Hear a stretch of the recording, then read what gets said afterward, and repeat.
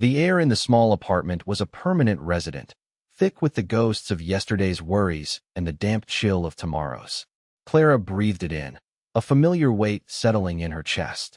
It smelled of old paper, wet wool, and the faint, cloying sweetness of the mildew that crept like a dark vine along the window sills.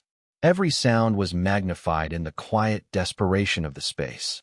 The mournful drip of the kitchen faucet counting out seconds of her life, the groan of the building's old bones as the wind pushed against it, the soft, rhythmic breathing of her daughter, Lily, asleep in the other room.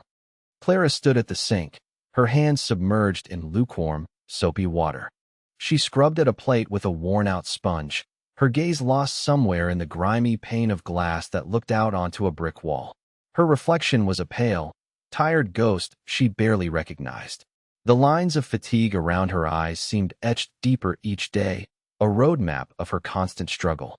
She worked 2 jobs, one cleaning offices in the dead of night, the other serving lukewarm coffee in a diner where smiles were as cheap as the sugar packets. Yet, it was never enough.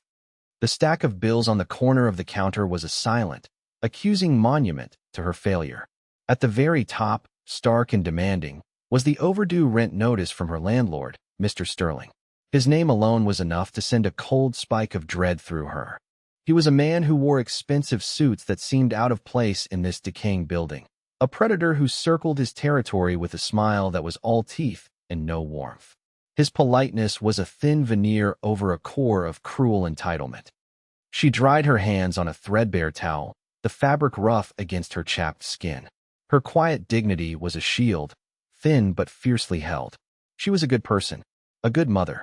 She worked hard, kept to herself, and asked for nothing. But the world, it seemed, had a way of punishing the quiet and the good. It mistook silence for weakness and struggle for an invitation. A soft sound from the other room broke her trance. "Mommy." Lily's voice was small, a fragile bird in the oppressive quiet. Clara's brittle smile immediately softened into something genuine. "I'm here, sweet pea." Just finishing the dishes, she walked into the small bedroom, which was little more than a closet with a window. Lily was sitting up in her small bed, a tattered stuffed bear clutched in her arms. The moonlight filtering through the grime on the window painted a silver stripe across her face, illuminating the worry in her wide, innocent eyes. "I had a bad dream," she whispered, her voice trembling. Clara sat on the edge of the mattress, the old springs groaning in protest. She wrapped her arms around her daughter, pulling her into a fierce, protective embrace. The scent of lavender soap and clean childhood filled her senses, a temporary antidote to the apartment's musty despair. "It was just a dream, baby. I'm right here. Nothing can hurt you." The words felt like a lie, a hollow promise in a world that hurt people like them all the time, but she said them anyway. It was part of the job. She held Lily until the child's breathing evened out again, her small body relaxing against her own. She was so small, so trusting. This tiny, perfect person was the reason Clara endured the endless shifts, the aching feet, the cold dread of Mr. Sterling's visits. Lily was her anchor and her sail, the one thing that kept her from being swept away by the relentless tide of poverty and fear. The next afternoon, the tide came crashing in. A sharp, insistent knock echoed through the apartment, making both Clara and Lily jump. It was too loud, too arrogant to be anyone but him. Clara's heart began to hammer against her ribs, a frantic drumbeat of anxiety. She had sent him half the rent yesterday, along with a note promising the rest by the end of the week. It should have been enough to buy her a few more days of peace. "Stay here," she whispered to Lily, who was coloring on the floor. She smoothed down her worn sweater, took a deep, shaky breath, and walked to the door. Her hand hesitated over the knob, her knuckles white. She felt like a mouse cowering before the shadow of a hawk. When she opened the door, Mr. Sterling filled the frame. He was dressed in a charcoal gray suit, his shoes polished to a mirror shine that reflected the peeling paint of her hallway. His silver hair was perfectly coiffed, and a cologne that smelled of money and power wafted from him, an invasive scent in her humble home. "Clara," he said, his voice smooth as oil but just as slick. "I trust one am not interrupting anything important." His eyes flickered past her, into the meagerly furnished room, a flicker of contempt in their depths. "Mr. Sterling," she replied, her voice quieter than she intended. I sent you the payment. I explained in the note that the rest would be there on Friday. He tooted, a condescending sound. Notes are for school children, Clara. We have a contract. A legal document. It stipulates payment in full on the first of the month. He took a step forward, forcing her to step back into the apartment. The invasion had begun. I came for a routine inspection, and to discuss our arrangement. Clara's blood ran cold. There was no such thing as a routine inspection with him. It was a pretense, a way to assert his dominance, to remind her of the power he held over her and her child. Everything is fine, Mr. Sterling. There is no need. He ignored her, his gaze sweeping the room with disdain. Damp, he pronounced, tapping a finger on the wall. You really must learn to ventilate properly. He walked further into the room, his expensive shoes silent on the worn linoleum. He was a wolf in her sheepfold, and she was utterly defenseless. Down the street, a low, guttural rumble grew steadily louder, a sound like distant thunder rolling in on a clear day. A procession of motorcycles turned the corner, their engines a synchronized roar that vibrated through the pavement. They were a vision of polished chrome and black leather, a stark and intimidating contrast to the quiet, forgotten street.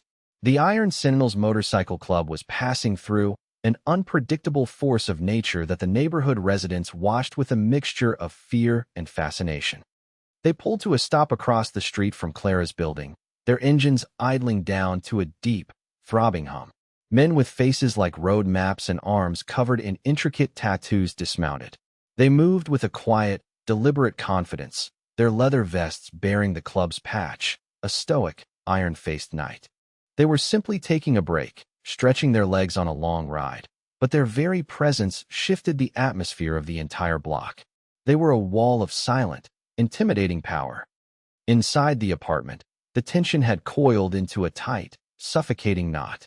Mr. Sterling had cornered Clara near the kitchen. Lily, small and silent, watched from the living room floor, her crayons forgotten. Her eyes, wide and dark, darted from her mother's pale face to the menacing bulk of the man in the suit. Perhaps we can come to a more personal arrangement regarding your arrears, Sterling purred, his voice dropping to a conspiratorial whisper. He reached out and placed a hand on her arm. His touch was like ice and fire, a violation that made her skin crawl. Please, don't, Clara whispered, pulling her arm back as if burned. Her voice was a thread of sound, nearly breaking. His smile widened, a cruel, predatory thing. Oh, do not be so dramatic. A woman in your position cannot afford to be proud. You have a daughter to think of. He gestured vaguely toward Lily, using her own child as a weapon against her. It would be a shame if you both found yourselves out on the street. A terrible shame. That was it. The breaking point. The mention of her daughter, the casual, vile threat, shattered Clara's terrified paralysis. A primal, protective instinct surged through her. But before she could speak, before she could scream, something small and fast moved past them. It was Lily. With a courage her mother did not know she possessed, the little girl had slipped past the menacing man and darted out the open apartment door. She ran on silent, sneakered feet, her small heart pounding a frantic rhythm of fear and desperation. She did not know where she was going, only that she had to get help for her mommy. Her eyes landed on the men across the street. They were big and scary, covered in leather and strange pictures, the kind of men her mother told her to be wary of.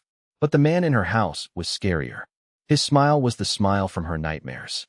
In that moment, her child's logic made a simple, unclouded choice. The monsters you knew were always worse than the ones you did not. A large man with a graying beard and a face that looked like it had been carved from granite was turning to get back on his bike.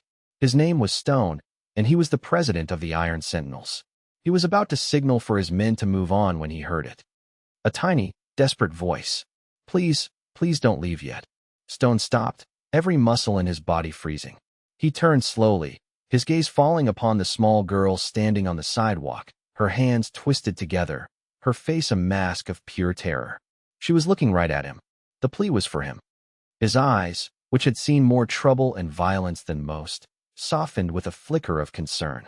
He had a daughter of his own, a little older than this one. He knew the look of real fear on a child's face. He followed her terrified gaze back to the open doorway of the apartment building.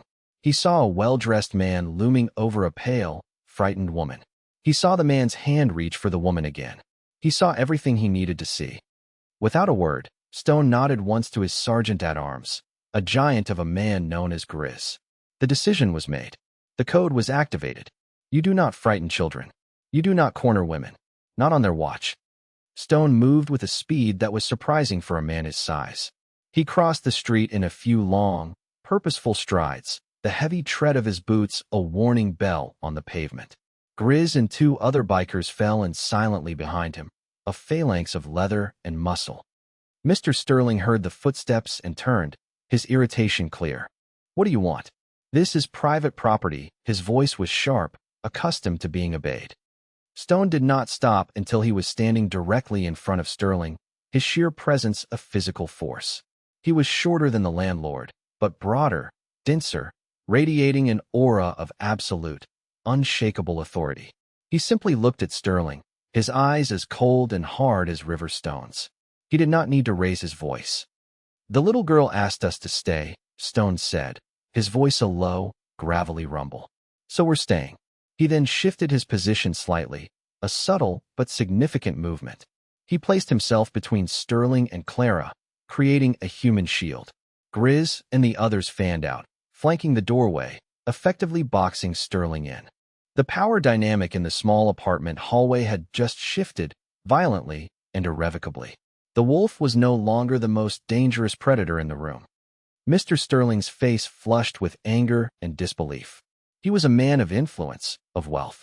He was not used to being challenged, especially not by what he considered to be common street thugs.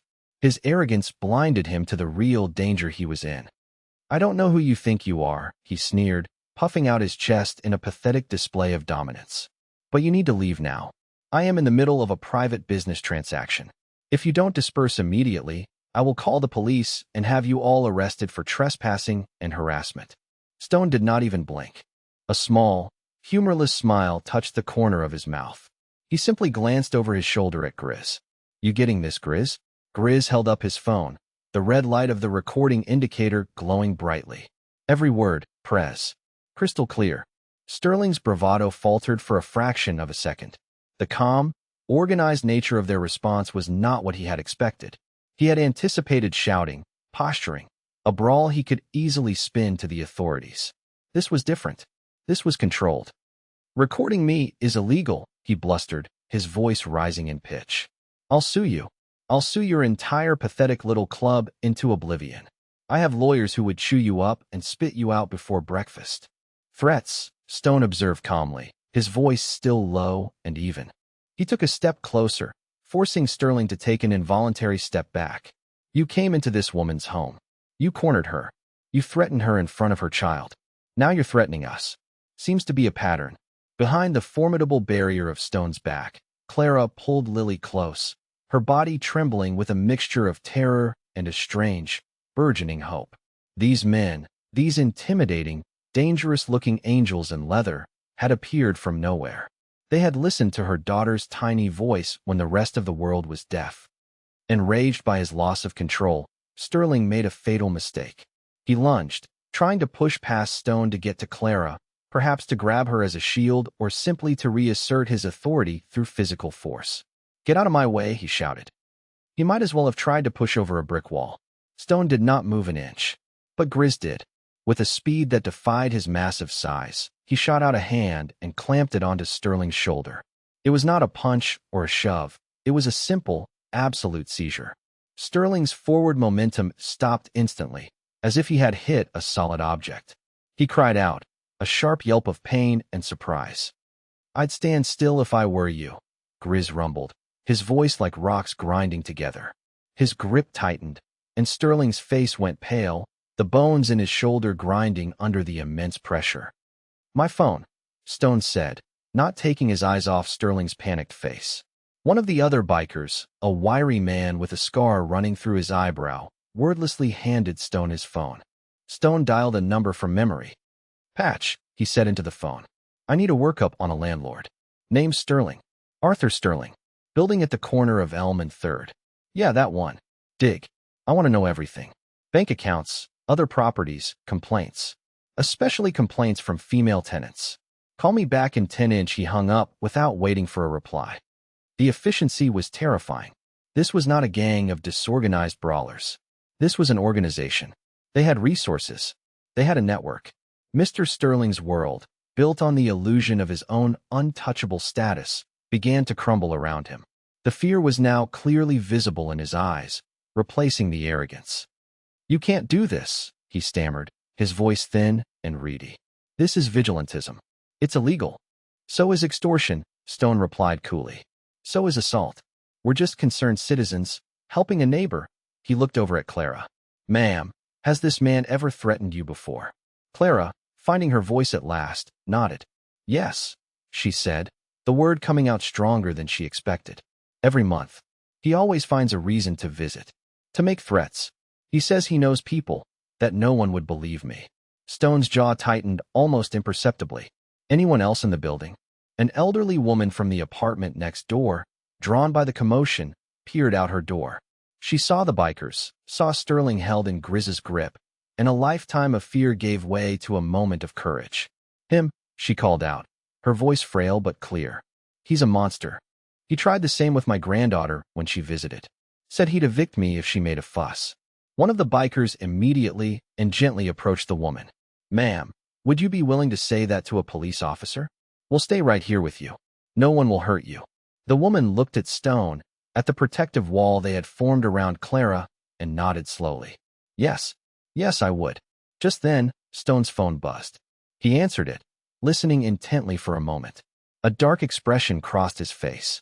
"I see. Send it all to Detective Miller at the 17th Precinct. Tell him the Iron Sentinels send their regards. And tell him to hurry." He hung up and looked at Sterling, his eyes filled with a cold, hard fire. "Arthur Sterling, it seems you do more than just harass your tenants. You also own a series of shell corporations, the same ones being investigated for money laundering in connection with the East Side trafficking ring." Sterling's face went from pale to ashen. The blood drained from it completely. This was impossible. How could these animals know that? That was a secret buried deep, known only to him and his very dangerous partners. He started to struggle in earnest, a panicked, wild animal caught in a trap. "You're lying. You know nothing. We know you've been using these rundown properties to hide your dirty money," Stone continued, his voice relentless. "And we know you prey on vulnerable women because you think they're too scared and too poor to fight back." He leaned in close, his voice dropping to a deadly whisper. "You miscalculated." The distant wail of sirens grew closer. The police were coming, but they were not coming for the bikers. They were coming for him. The bikers had not just intervened. They had investigated, uncovered, and delivered him to justice on a silver platter, all in the space of 15 minutes. When the police arrived, they found a bizarrely calm scene. Mr. Sterling was held immobile by a man the size of a small car. The president of a notorious motorcycle club was calmly explaining the situation, while another biker presented an officer with a phone containing a video of Sterling's threats and his subsequent confession by panic denial. The elderly neighbor was giving a statement, and other tenants, emboldened by the scene, were starting to emerge from their apartments, each with their own story of Sterling's abuse. The facade of Arthur Sterling, respected businessman, shattered into a million pieces right there on the cracked pavement of Elm Street. He was handcuffed and led away, his expensive suit rumpled, his face a mask of utter ruin. He was no longer a wolf, just a pathetic, exposed coward. The bikers did not leave. Stone knelt down in front of Lily, who was still hiding behind her mother's legs. He moved slowly, making sure not to frighten her. "You were very brave," he said, his gravelly voice surprisingly gentle. "You did the right thing. You protected your mom." Lily peeked out and gave him a tiny, hesitant smile. The Iron Sentinels stayed for hours. They coordinated with social services, ensuring Clara and Lily would not be left homeless. But they did more than that. They saw the mildew on the walls, the leaking faucet, the threadbare furniture. They saw a battlefield where a good woman was losing a war, and they refused to let that stand. The next morning, a moving truck pulled up outside the building. It was not Sterling's men coming to evict Clara. It was the Iron Sentinels. They had found a new apartment for her, a clean, bright two-bedroom in a safe neighborhood. The first month's rent was already paid, along with the security deposit. They packed her few belongings with a gentle efficiency that defied their rugged exteriors, treating her chipped plates and worn books like precious treasures. But their support did not end there. They learned about her 2 dead-end jobs. 2 days later, Stone connected her with a friend who owned a popular local bakery. Clara, who loved to bake, was offered a job as an assistant manager with a fair wage and regular hours. For the first time in years, she could be home to tuck her daughter into bed every night. They became her unseen guardians, a family she never knew she needed. Grizz would often park his bike down the street from Lily's new school, just to watch and make sure she got in safely. They never asked for thanks. It was simply the code. A year passed. The drab, fearful woman who had answered the door to Mr. Sterling was gone. In her place was a confident, smiling Clara. She excelled at the bakery, her natural warmth and quiet competence earning her the respect of her colleagues and the affection of the customers. She had saved enough money to buy new furniture, and her small apartment was filled with the scent of fresh-baked bread and the sound of Lily's happy laughter. Mr. Sterling, meanwhile, was buried. The evidence the bikers had provided was the tip of an iceberg. His arrest led to a massive investigation that unraveled a vast criminal enterprise. His name was disgraced, his assets were seized, and he was sentenced to a long prison term, where his money and influence meant nothing. One sunny afternoon, Clara was leaving the bakery when she saw a young woman sitting on a bench, crying quietly into her hands. The woman had 2 small children huddled beside her, their faces etched with worry. Clara saw herself in that woman. She saw the same desperation, the same invisible struggle. Without hesitating, she walked over. She did not know what she would say, but she knew she had to say something. "Excuse me," she said softly. "Is everything all right? Can I help?" The young woman looked up, startled. We just got evicted," she whispered, her voice thick with shame. "I don't know where we're going to go." Clara sat down beside her. She took out her wallet and removed the emergency $100 bill that Stone had insisted she always carry. She pressed it into the woman's hand. "This isn't much," she said, "but there's a shelter a few blocks from here that's safe. And here." She scribbled the bakery's address on a napkin. "Come see me tomorrow. We're hiring. It's a start." The woman stared at her, tears welling in her eyes again, but this time they were tears of gratitude. Why are you doing this?" Clara looked down the street, where a single, gleaming motorcycle was parked. She could just make out the shape of a large man in a leather vest watching over them from a distance. She smiled, a real, radiant smile. "Because some angels wear leather," she said softly. "And they taught me that the best way to thank a hero is to become one yourself, even in a small way." She had completed her journey, transformed from a victim into a protector, paying forward the unlikely kindness that had saved her. The cycle of hope, once started, would continue, a quiet rumble of goodness in a world that desperately needed it.